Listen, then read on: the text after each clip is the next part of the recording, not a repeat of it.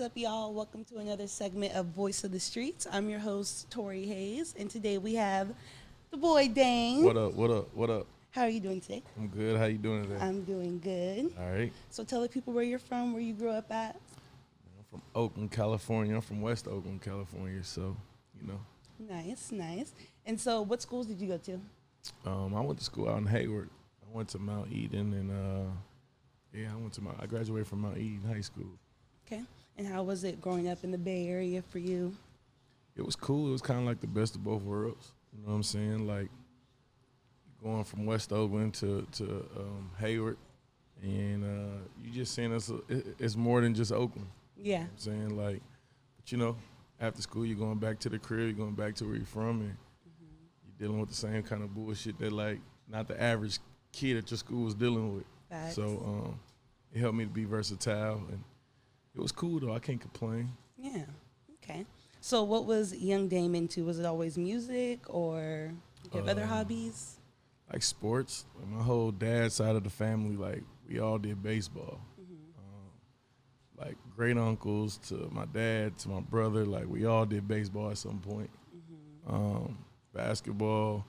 I was just into sports, really. Like I would watch golf. I would watch everything as a kid. Nice. Golf is extremely boring. I mean, as a grown up, it is, yeah. But as a kid, for some reason, I was watching it. That's funny. Okay. So, were there any other musicians in your family? Where did your love for music come from? I mean, my love for music really kind of started with like my uncle. My uncle Alphonse, he was a DJ, so he would DJ all the parties and stuff like that. And I just liked seeing the, music could bring out different emotions out of people. Like if you play the right song, people could go turn up, smile and laughing. Yeah. If you play the right song, people could be crying in love. Like, so I kind of just liked how music brought out the emotion in people. So that's sort of kind of like my first love for music probably came just like being outside and, you hear cars slapping down the street and seeing people react. You know what I'm saying? Facts. Okay. So I know you do, when I was like researching you, there's a bunch of things I found attached to your name. So I know you do A&R, I know you make music, I know you mentor artists, I know you do a whole bunch of things. So tell us everything you do. Am I missing anything? Nah, I mean, I'm an A&R, I'm a DJ, and I'm an artist. Do you have a favorite out of the three? Don't lie. I probably like CEO. Yeah?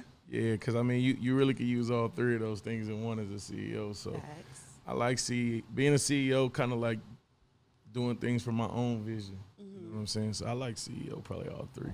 Okay. So you say your love for music came from your uncle. When did you start taking music seriously? I didn't take music seriously probably till I guess when I started interning at KMEL. Oh, nice. Yeah, probably. How old were you when you did that? How old was I? Maybe like 19, 20. I was an intern with Chewy Gomez in the morning show. Nice. So then I started to learn about the business of music. Like you go to the radio station and you like, why y'all don't play this song? That's the first thing you're doing. Like, we should play this, and they like, it don't work like that. You know what I'm saying? But back then it was kind of like more open than it was today. If you found a hot song, like I could walk it in there. Now it's kind of like a little bit more corporate, but like I would say like my internship at KMU and Chewy Gomez was like my start. So you were more into the business side of it before you were like making music. Yeah. I was probably interning at KMU for like, I would say like maybe 4 years.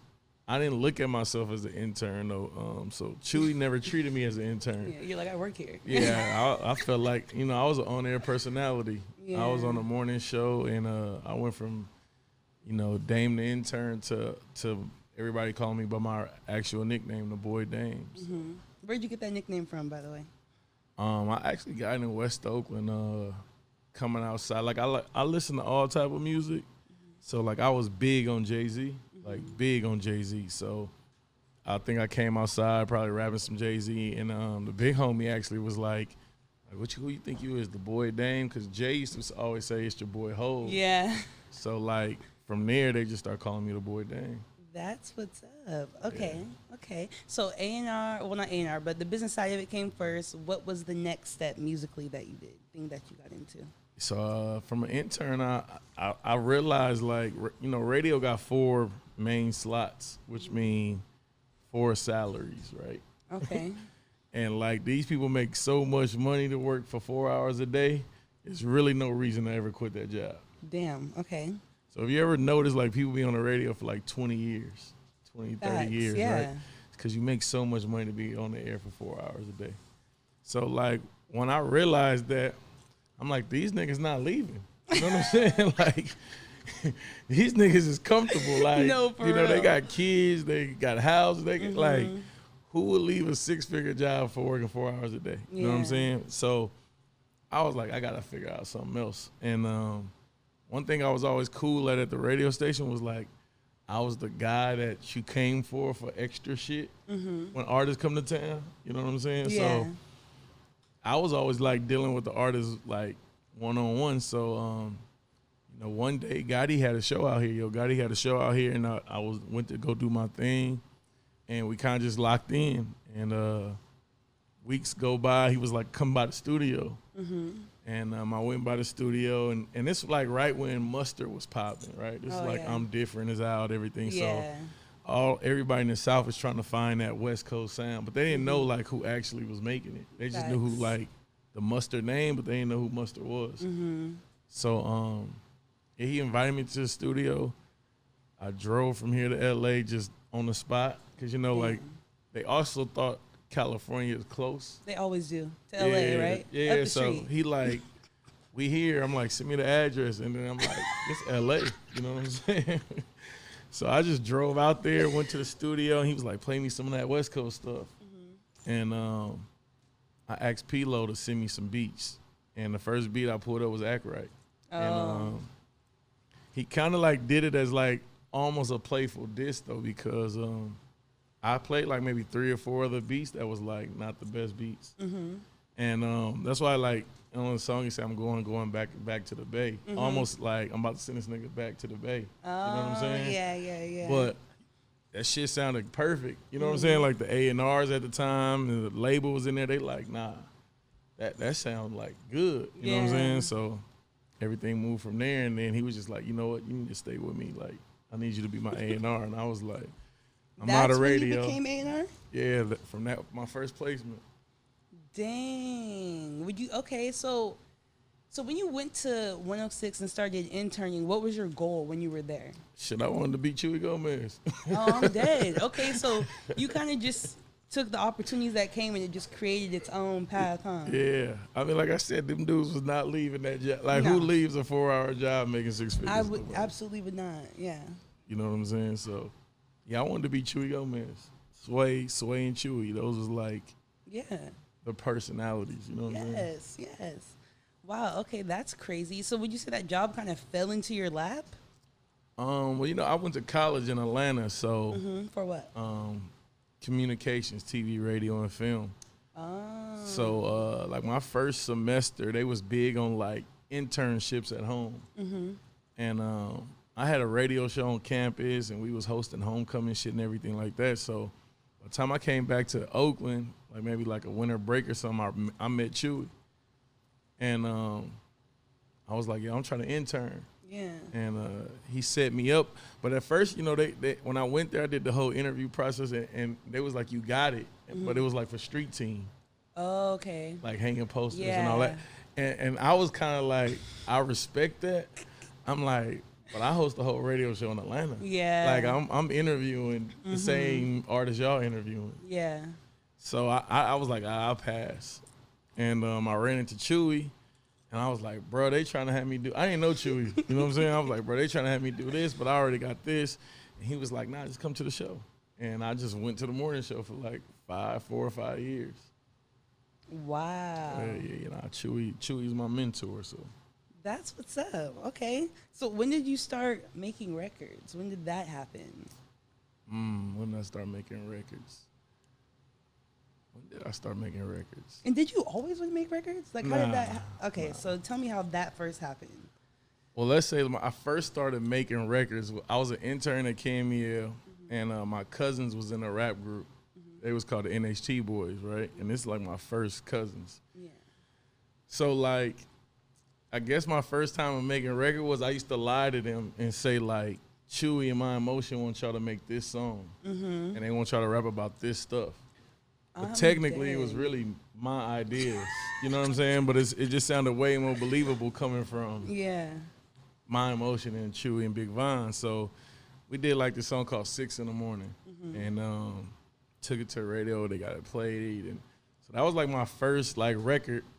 And then I guess after A&R and Gotti and stuff, like you come up with these ideas that everybody don't believe in. Yeah. So, you know, you just started kind of like making stuff in the studio, and then DJ Khaled, of course, inspired like DJs to finally be like, I'm gonna make my own song. So I say probably like around Act Right and DJ Khaled, like I probably started like taking music serious and making it. Okay. And when did you make your own record, your own first record? I think my first record was with like Ty Dolla $ign, Adrian Marcel, and Eric Bellinger. That's crazy, right? Nah, that was your first. Yeah, no, that's crazy. Like, what? Yeah, that. No, you know what? I take that back. That's not my first record. My first record is like a parody on the radio. It's like one of them like comedy songs. Really? Like some indie, like it was what called, was that guy's name? It was called like Tuck It. And it was about like all the rappers being robbed. But it started off as like a joke with me and Big Von on air, and then I think 50, like This Is 50 and all of them was like, make the song. And I like produced, like I made the actual song of like rappers in the Bay getting robbed. And then that was probably like my first song, but like that was some comedy shit. Did you get any flack from that, or was everybody just thought it was funny? I mean, they never. I mean, it was true stuff. I wasn't lying. It's different if it was like a rumor. Like this was internet facts at the time. Like people who was being robbed, and it was just like funny on the radio. You know what I'm saying? Von still will play it today if you like ask about it. I'm gonna ask. Yeah, but my first real record was definitely Ty Dolla $ign, Eric Bellinger, and Adrian Marcel. Okay. And so what is your creative process like when you help other people make records? Or is it different every time?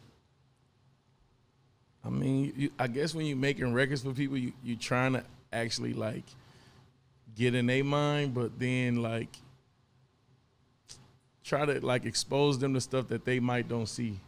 You know what I'm saying? Like artists, once you're an artist and you pop in, like your world is just different. You know what I'm saying? Yeah. So like you could almost lose touch with like reality. Yeah. So, you know, like you get artists who want to like do shit in space or whatever, right?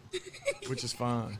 But like that girl and that dude in the neighborhood, they love you for like that song you came out with. Yeah.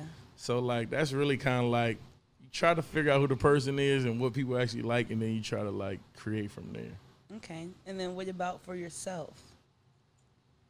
Excuse me, for myself, well, I'm a DJ, so you're not really trying to like know my life in a song. You know what I'm saying? Like as a DJ, I'm here to just give you some shit that slap. Yeah. And you know, you just trying to like, for me, I try to find what's missing, but then also like what did people love at the time, and that's how I kind of make my music. But do you still consider yourself just a DJ? No, I'm an artist now. Okay, I was like, what do you mean? Yeah, I'm an artist now. No, I'm an artist for sure. Okay, so let's talk about Play Too Much. Yeah. When did you create that? What was the inspiration behind it? Play Too Much. I always wanted my own record label. You know what I'm saying? Like, growing up, you had the Cash Moneys, the No Limits, Death Row, Bad Boy, every label, you know what I'm saying? Sick With It Records. And I just felt like, you know, everybody want to be a boss at some point. Yeah. Like, so it was getting around the time I was with Gotti and them, and I was like, man, I want, you know, like I got ideas that I know he don't actually, I ain't gonna say don't believe in, because he gives us opportunities to do everything, so clearly he believes in us, but like, he just wasn't in favor of like, oh, okay, you know what I'm saying? Yeah. So I was like, man, I want to start a record label. I want my own artists, I want my own shit, you know what I'm saying? And I was trying to find out a name for like months, and I couldn't think of nothing. And I seen the homie Corey out here in Oakland. I don't know what I had on, but he was like, I guess it was a good outfit or whatever, but he was like, damn, bro, you play too much. You know what I'm saying? And I'm that like, just stuck with you? yeah, cause like, you know, in Oakland, the Bay Area, like we could say you play too much, is meaning like you popping. You know what I'm saying? Like you stunning, you rocking shit. So I took it from there. I'm like, play too much. That's the name. And yeah, I started a record label. Whose voice is that? Where it's like, you play too much. Oh, you know, he actually out here doing a show right now. That's Benji Brown from Miami. You know, he do that girl voice. I think his girl voice is like Keisha or something. He named it. Like he got a girl, like he switches his voice up to do that girl tone, but he did that. Okay. Yeah, he did You Play Too Much. Interesting. Okay, so who was your first artist on the label? Me? And what year did you, well, besides you, and what year did you say that you started it? When did I start Play Too Much? Maybe 2015, 16. Okay, and who was it after you? So I signed a group, 2 solo artists, and then they became a group out of Oakland, Paris and Murdoch. Those was my first artists. Like same time I like found them and signed them, I just did my first deal over at Motown. So nice. Like they came with, they was a part of my deal over there. Nice. But yeah, that was my first group, my first artist. Yeah. And how did you get linked up with Paris? My homeboy was her PE teacher at Skyline. Okay. My homie Wu was her PE teacher, and he hit me like, I got a student who rap. You know what I'm saying? Like everybody sent me music. Yeah. And it was all right. It was just a girl rapping though. You know what I'm saying? Nothing like special at the time. Okay. That's crazy for me here because I've only heard her like her this version. past year, and she's just okay. Yeah, nah, she fired, yeah. Like, whoa. But she was only like 17, 16. Oh, okay. And then Murdoch, I knew one of his teachers, who was my homeboy, you know what I'm saying? And he hit me like, yo, this kid. Murdoch been hitting me, but he kind of stamped it like, listen to this music. So he sent me a few songs from Murdoch. It was just kind of cool to me. And then Murdoch sent me a song with like the singing song with a girl. And I was like, who is this girl? You know what I'm saying? Yeah. Like, I'm like, I'll do something if y'all be a group. And Murdoch came to the studio, and the girl happened to be Paris. That's crazy. And nah, yeah, you know, Paris is dope. Paris, she's fire. Murdoch's amazing too, but yeah, Paris is like, she's like, I guess she kind of like a girl version of me when it comes to music. You know what I'm saying? Like, she's not just Oakland based. Yeah. Like, Paris kind of give you a New York feel. That's what I told her. Yeah. Exactly what I told her. So she gives you like a true MC. I ain't gonna say New York. She'll get mad at me for saying that. She's like a true rapper's rapper. You know what I'm saying? Yeah, for sure. Yeah. Okay, so let's talk about doing A&R. So how is that? Like, tell us like what that entails. So A&R stand for artist repertoire, and it basically just mean like you sign artists, you discover artists, you once you sign the artist, you make the music, you make the albums, you find the beats, you find the features. You know, you might need to find the writers. You need to book the studio. You know, it's kind of like a 9,000 jobs into one before y'all actually hear the music. That's what the A&R is doing. I feel it. And then like hearing about everything we talked about up till now, like that comes naturally to you, huh? You find the beats. You find the features.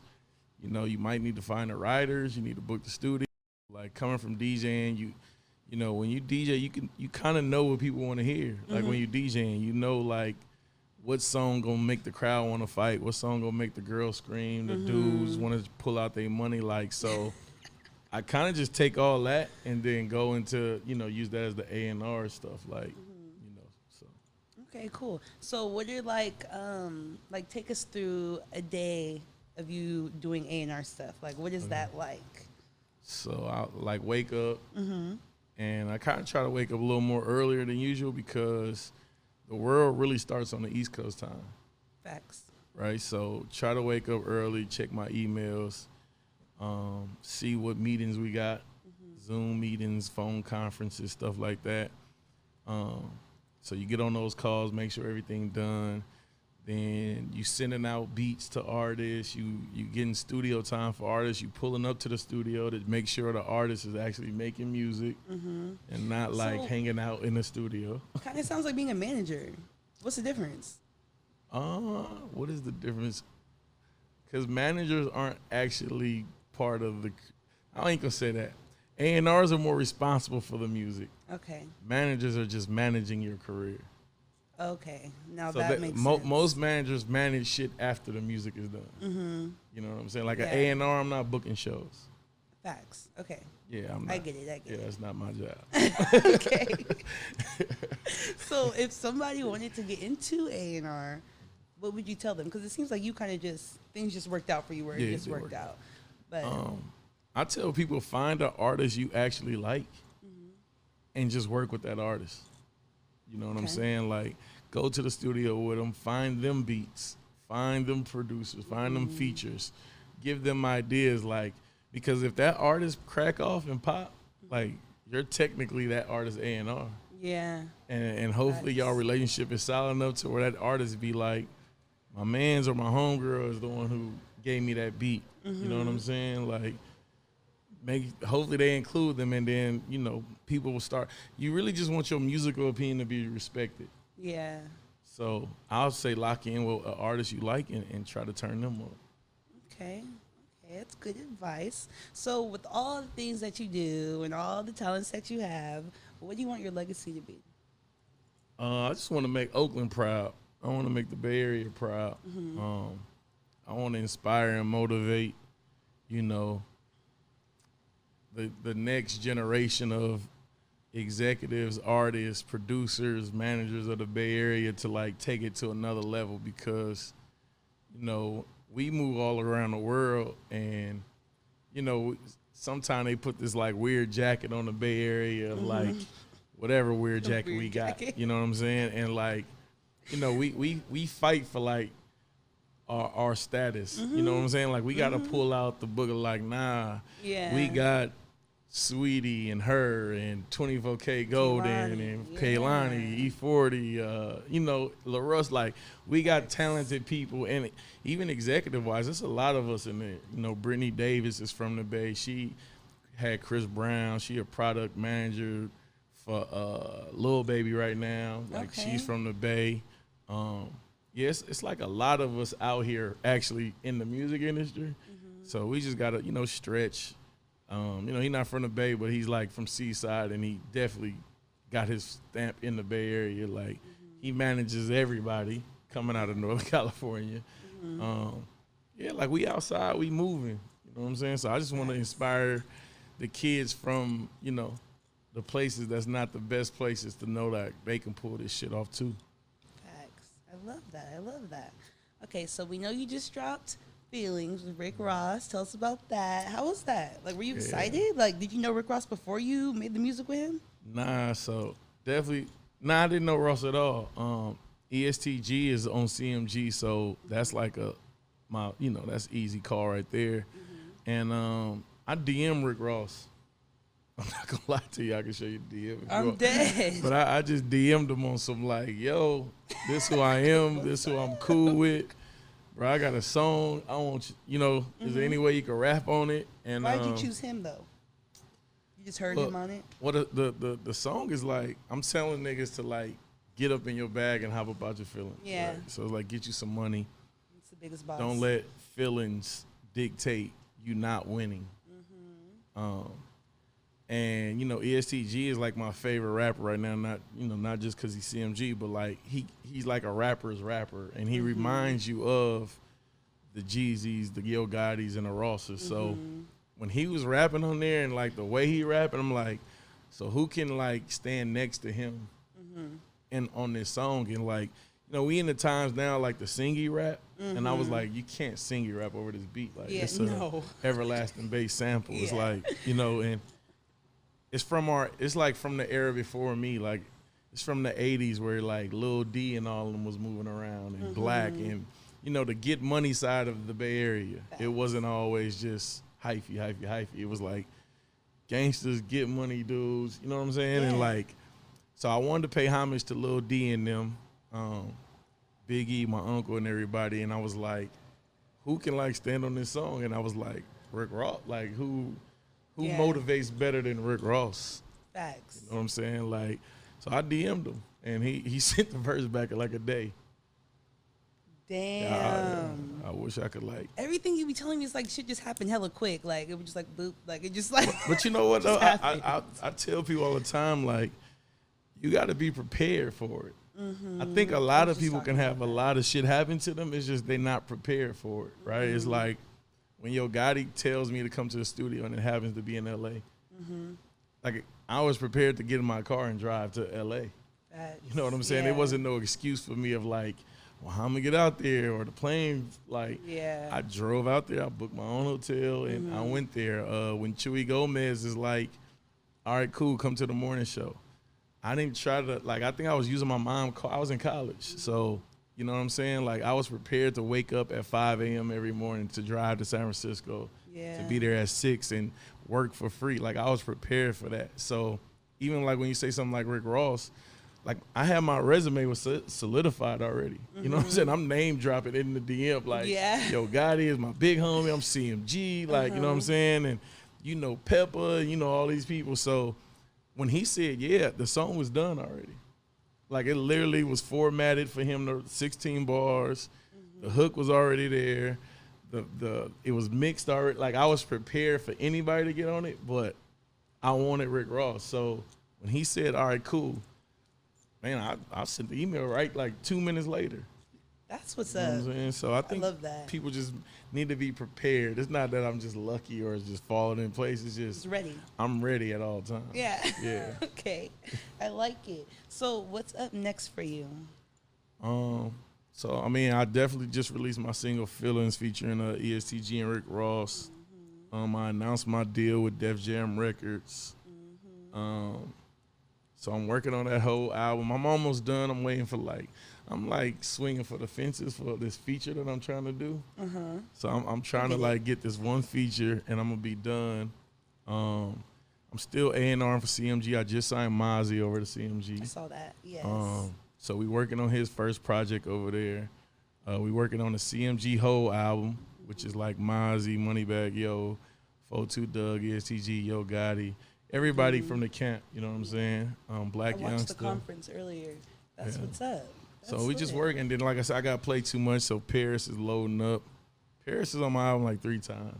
Love it. Can't wait to hear it. So we getting ready to shoot some visuals for her, and we just working. We trying to make Oakland, be proud of us. You will. Yeah, we already are, honestly. Like, I was looking at your story and, like, all the support. I was like, I love this. I love it. Yeah, That's people great. really showing love, man. It's like a dope moment. You know what I'm saying? Like, it feels good. you living in it, so it's like fast, but like it's dope. Like I went to the Warriors game, and I was courtside, and Juan is from Oakland, so like Juan gave me the jersey off, off his back. It's just like it's been a good week. That's good. I can't I'm complain. glad. It's been a good week. All right, so we like to close the show with you giving advice to young Black kids that might want to do what you do. I know you kind of answered it earlier, but explain a little on that. Man, my advice is like pick something you want to do, be realistic about it, and work your ass off about it. You know what I'm saying? Like, if you want to be a photographer, like, you should study the greatest photographers of all time. If you want to be a rapper, you should study the greatest rappers of all time. Perfect your craft, and it's okay to pivot. Like, it's not a crime if you want to do something and it don't pan out, and you switch over and do something else. Yeah. You know what I'm saying? Like, I wanted to be Chewy Gomez. Yeah. I had to pivot when I realized them niggas not quitting their jobs. You know what I'm saying? Yeah. And, I say just work hard, man, and follow the rules. You know what I'm saying? Don't be scared to put in the work. Don't be scared to be the intern, to work for free, to go get the coffee, to go get the sodas.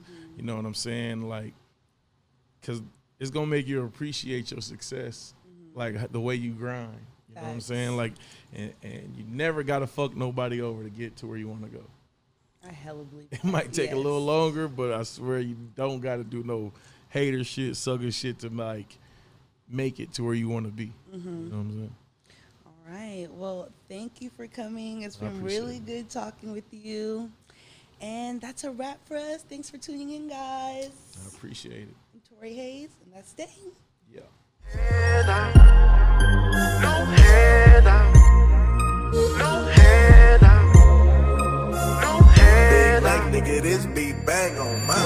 Got it out the mud, my nigga.